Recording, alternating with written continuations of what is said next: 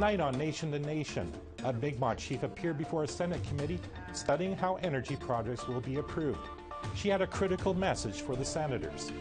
It is important to have that dialogue with Indigenous people, and especially if there's going to be an industry that's going to have an impact. Of course, these projects can affect drinking water. This First Nation entrepreneur is trying to help. The coffee is a platform, a means for me to be able to provide water purification systems to my communities across Canada.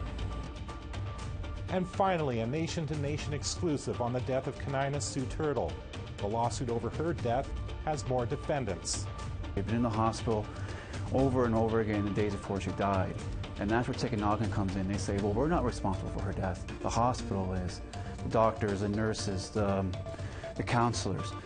I'm Todd Lamoran, and welcome to Nation to Nation. The Senate Committee on Energy and the Environment continued its cross-Canada trek this week. Today in Halifax, it heard from witnesses regarding Bill C-69. It's legislation that will change how major energy projects are assessed and approved. Andrea Paul is chief of the Pictou Landing First Nation in Nova Scotia and gave the senators her 2 cents worth. Part of her testimony was about the Northern Pulp and its discharge of effluent into a waterway right next to her community. Northern Pulp's plan to change where it dumps effluent isn't under federal review, but Chief Paul wishes it were under a federal environmental assessment. She joins me now from Halifax. Chief Paul, welcome to Nation. Thank you. Now, why did you feel you had to attend and testify before this committee? I felt it was important to come and testify. I think it's important that they hear the Indigenous perspective today, so I was happy to be able to give that testimony today. Guess what was the main theme you wanted to try and get across to the senators? I think the main theme that I wanted to get across to the senators was the piece on the Indigenous knowledge and the inclusion of that with definitely with decision making and having that voice be heard. That piece is really important, that the protection of our Indigenous rights is very important for them to hear and understand. I guess through the question and answer period, do you think the senators were listening to you? Yes, I definitely felt like the senators were listening to me today. It was very interesting to hear all those questions, and I felt like they were really in tune and really wanted to gather more information from our perspective, from me and my colleagues. So it was good that they asked very meaningful questions, and one that required us to really think about how to carefully answer our questions. So, as we had a limited time. Yeah. Right, of course. What was that question and answer that you really had to think about?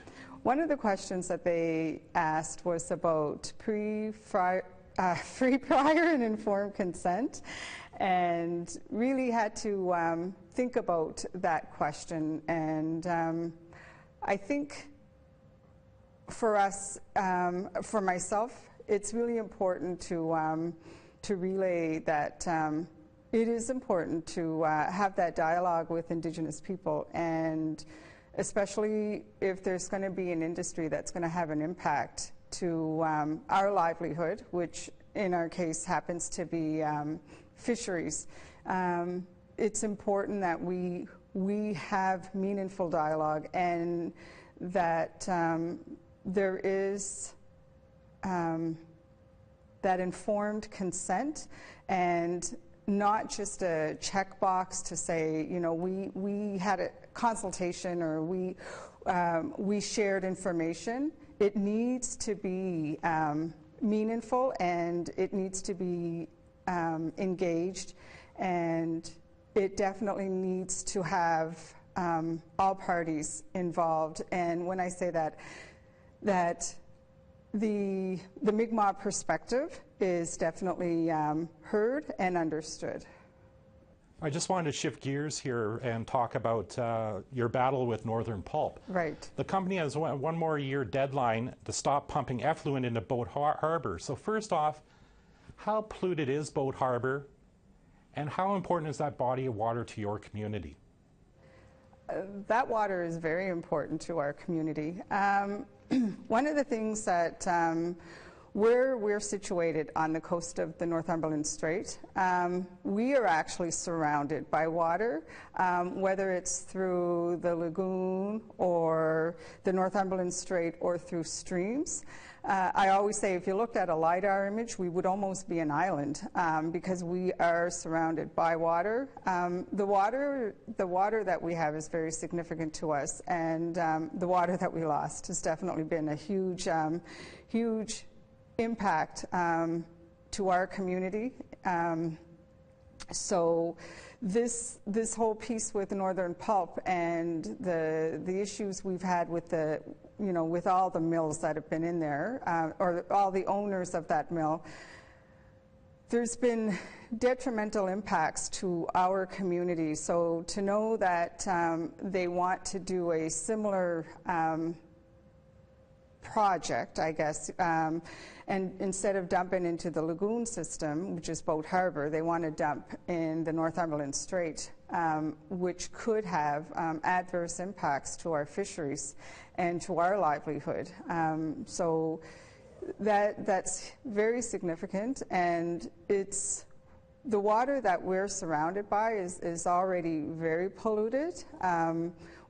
Like I said, we live right on the shores of the Northumberland Strait, and we can't even swim in those waters. And we've been affected quite negatively by all of this. Is Bill C-69, if we had something like it in place, would it have helped or hindered in your long battle against Northern Pulp? I would say that it would help. Anytime when a federal mechanism can be put in place, we really push to have a federal environmental assessment in place for this project. I think it would allow for that Indigenous meaningful dialogue, the meaningful dialogue with the Indigenous knowledge piece. We asked for that with our Boat Harbor remediation project. It was going to be designated as a provincial environmental assessment class 2. However, the community had a lot of questions, so we had asked if they could designate that project through a federal environmental assessment, and it has been granted, and the community now feels a bit more comfortable in knowing that they will have a bit more say in how this process will move along. With Bill C-69, I think that it will definitely, it would help this issue that we have in our region. I understand earlier this year that you were celebrating a one-year countdown to stopping the discharge of effluent into Boat Harbor. But the celebration got dampened a bit. Why was that? So what happened on January 31st, 2019 of this year marks our one-year anniversary to the Boat Harbor Act, which is the closure of receiving effluent into Boat Harbor. And before our event, Northern Pulp had decided that they were going to do a media release an hour before our celebrations were to start. And I felt that that was, it wasn't nice. I think they timed that in a way, maybe, I don't know if they were trying to get the media away from the attention of what we were doing, but it was very distasteful. It was definitely not an act of good faith or being a good neighbor. I think they could have waited possibly until after our event. To do it an hour before our event was to take place, I thought was definitely not favorable in terms of reconciliation. Now, I understand the company wants more time. They've said they may go out of business if their deadline isn't extended. I think that to ask for an extension is definitely, it's hurtful. It's very hurtful because they know the mill knows the long-standing history that's there, and I think to ask for, they should know that that's not something that Pictou Landon is in favor of granting. Okay, Chief Paul, thank you. I know you've got a busy schedule today. Thank you for speaking to me. You're welcome. After the break, Mark Marcellet will be here to update us on his cheap solution to clean water. These systems are a means for people to have instant clean drinking water, and so that's my purpose, and that's the mission that I'm on.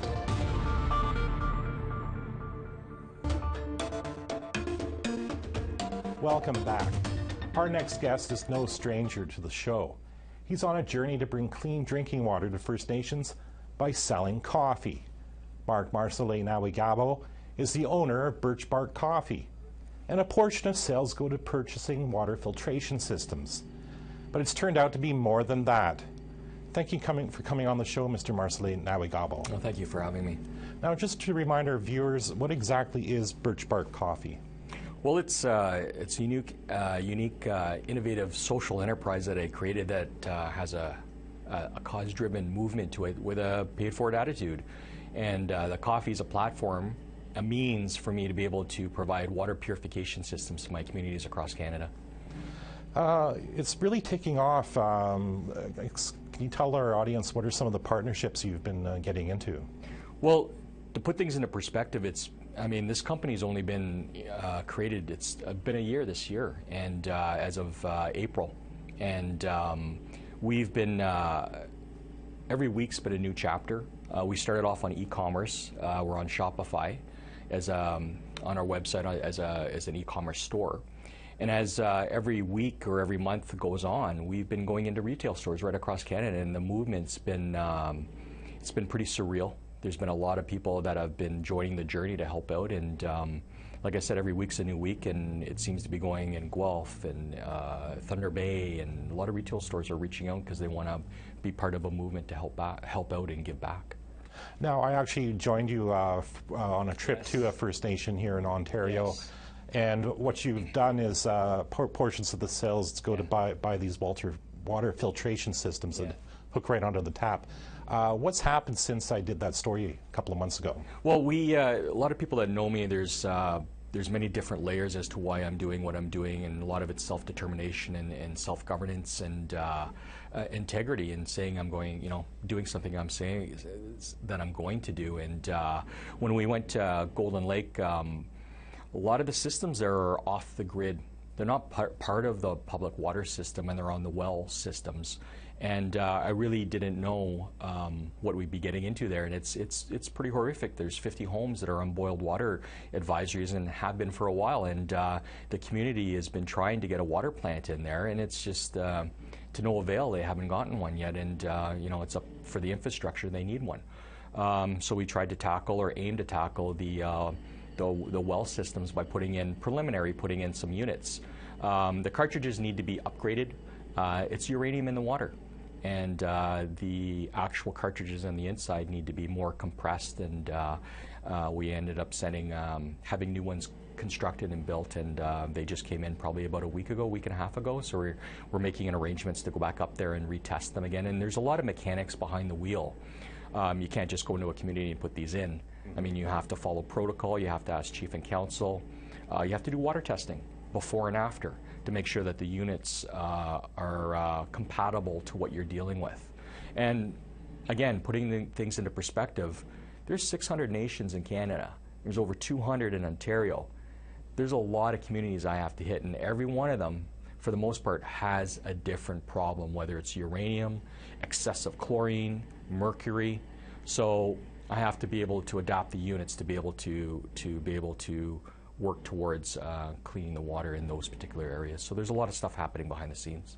Now, I know you put in 3 units on that visit. Yeah. Has there been any more since then? We're in the midst right now. I mean, obviously I'm not selling cars or or furniture, which is, brings in quite a lot of money. I'm selling coffee bags. So it takes a lot of coffee bags to be able to buy one purification system. And again, 50 bags on my storefront through my Shopify site allows me, 50 bags allows me to buy one purification system.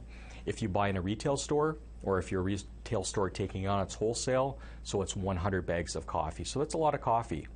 We are in the midst right now of, I've had some people from Cape Croker, just near Bruce Peninsula, near Toronto area, reach out to me asking me to come and help. They've been under a water advisory for a while, so I'm in the preliminary stages of heading out there, and we're looking at probably ordering about 100 units to go into that community. Now, they have 900 homes under water advisory from what I was told. So again, if I put it into perspective, that's $90,000 that I have to raise through the sales of my coffee, and we'll do it. And that's 900 units to bring fresh, clean water. That's a lot of coffee. Yeah. Now, I know it's going to be more than just coffee. You've got a bag of coffee here that says Two Spirit on it, for example. Well, there's two, I created two initiatives. One was the 5 blends of coffee. The first initial ones were for tackling the water advisories across Canada. But then I had friends across Canada, too, that were part of the LGBTQ2S community, and particularly out in Edmonton. And there's never been enough money to be able to help the communities out, bring a lot of education and awareness. And being an entrepreneur that I am, I said I'm going to help out, and this is the second initiative that I created for a community. It's called Two Spirit Blend. That $1 from this particular coffee blend goes into a national trust fund that I set up with the Edmonton Two Spirit Society, and they will oversee the money in the trust fund, and the money will be allotted to community members or organizations that are dealing with Two Spirit, or even the LGBT community if they want to access it for education and awareness. And it's just my way of giving back again. Well, it certainly sounds like you've been busy, and it gets even busier with this initiative. Mr. Marcellet-Nowegabao, thank you for talking to me. Thank you for having me. Coming up, Nation to Nation's producer has an update on a tragic failure by Child and Family Services.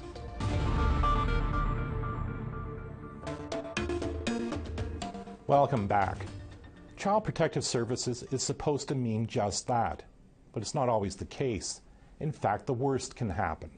A child is removed from their homes for their safety, only to die in a foster home. Our next guest has spent the last couple of years reporting on these children. Kenneth Jackson has written dozens of articles on this tragedy. He's also the producer of Nation to Nation, and he joins me now with an exclusive story. Kenneth, what have you uncovered? Todd, there's been an update in the lawsuit filed over the death of Kanina Sue Turtle, who died by suicide in a Sioux Lookout, Ontario foster home in 2016. The family first sued the child welfare agency Tikinagan and Child Family Services last September, saying her death was preventable. That after she died, after she was left alone in her room for over 46 minutes before anyone even checked on her. The thing is that everyone knew Kanina was suicidal. The coroner said she was chronically suicidal. She had been in the hospital over and over again the days before she died. And that's where Tikinagan comes in. They say, well, we're not responsible for her death. The hospital is, the doctors, the nurses, the counselors. So they filed what's known as a third-party claim in defense in this lawsuit, saying, we're not responsible, they are. And if we are responsible, I guess they could say it's a way for them to share costs if it comes down to that. But at the end of the day, what it's done is it's named every single person that's ever been in contact in Kanina in a month or so before she died. And she had a lot of contact. Like, we're talking about 15 different contacts with counselors, doctors, hospital visits, attempted suicides. She even recorded her suicide, and that's why we know that she was left alone for 46 minutes. Left alone for 46 minutes because we've seen that video. She only needed, it was only a few minutes, and then it was silent for a long time before anyone checked on her. So what you have is everybody now is being dragged into court. And the thing about these cases for this case is that that's been the only way to get any sort of recourse is to sue. And people might think that the family is looking for money, but really what it does is it drags everybody in, and at the end of the day, they're left without a daughter who was removed from their home for the alleged protection. You mentioned Tikinagan, but you recently reported another family is suing as well. From the same reserve, Poplar Hill First Nation, Amy Owen. She was 13, Kanina was 15. That's Amy right there. Her family just sued last week. She died in Ottawa, actually, where we are, April 17, 2017, in a group home in the east end of Ottawa, in a very similar way that Kanina died. That family is now suing. They're suing in a separate lawsuit. It's a multi-million-dollar lawsuit, same as Kanina's. And again, it's a way to, I don't believe it's necessarily for money, but it's a way to, it's the only way that these families have been able to get any sort of recourse. So what it's done is it's not just suing Tikinagan, it's also suing the foster home or the group home company that she was staying at. Because like Kanina, Amy was supposed to be, or should have been, under one-to-one supervision. That means someone's with her 24/7. They're that suicidal. It's that severe. It's life or death situation. In both cases, they were left alone in their rooms when they died. So that family's now launched a separate lawsuit. So 2 families from Poplar Hill First Nation suing Tikinagan, and also now Mary Homes in Ottawa. I can't imagine what it must be like for these families. Can you tell us how they're coping? You know, I stay pretty close contact with all of them, with both families and everyone I've ever written about, and generally through Facebook. I'm available. There's a lot of stuff I can't talk about because of privacy and statute laws. There's a lot more involved. But it's devastating to watch them struggle day in, day out. And you see people comment on Facebook, you know, just get your act together. And it's like, well, you know, they're struggling, you know, and they get in trouble for, you know, impaired driving or something like that. I don't know how they can even remain sober even if they try to after what they're dealing with. Because you have to understand, they're not just taking the kid from their home and removing them, sending them 1,000 kilometers from home, and they're dying. They're not even being told in some cases. In the case of Amy Owen, no one called to tell her family that she's even dead. They learned on Facebook. I know you've been writing about these for years, as we mentioned in the introduction, so what's being done to prevent these types of deaths? Well, not what needs to be done, which is, you know, you keep talking about the federal government talks about historical money funding going into programs, which is what, like $10 billion? Well, you need like $100 billion. You know, it needs to go upriver. Child welfare is only preventable. It doesn't matter if you pass a law like C-92 that they want to do to give jurisdiction, to affirm jurisdiction of First Nations and whatnot, which is good and it should happen. But just passing that law, and anyone will agree with you, isn't going to do anything without money. And the money isn't to take the kid or prevent them from going, you know, from being from their homes. The money needs to go into, you know, housing, jobs. To lift families out of poverty, like in Kanina's case. Like the mom, after she's dying, is on Facebook saying, can someone, you know, lend us diapers? So you can try and raise them out of poverty all you want, or say, here's a 30-day program to get fixed. But if there's nothing to go home to, I'm saying different, how are they going to fix that? How are they going to change? So there needs to be a ton of money put into programs that prevent that from even becoming a child welfare case. Well, it sounds like you obviously are going to be writing about these probably for years to come as well. Thanks, Kenneth. Absolutely. Next week, we'll be having an in-depth interview with Senator Murray Sinclair, where he'll talk about everything from reconciliation to when the UN Declaration on Indigenous Rights will get royal assent. In the meantime, if you missed any part of tonight's show or past episodes, you can check out our podcasts. Go to aptnnews.ca/podcast. I'm Paul Lamoran. Thanks for watching.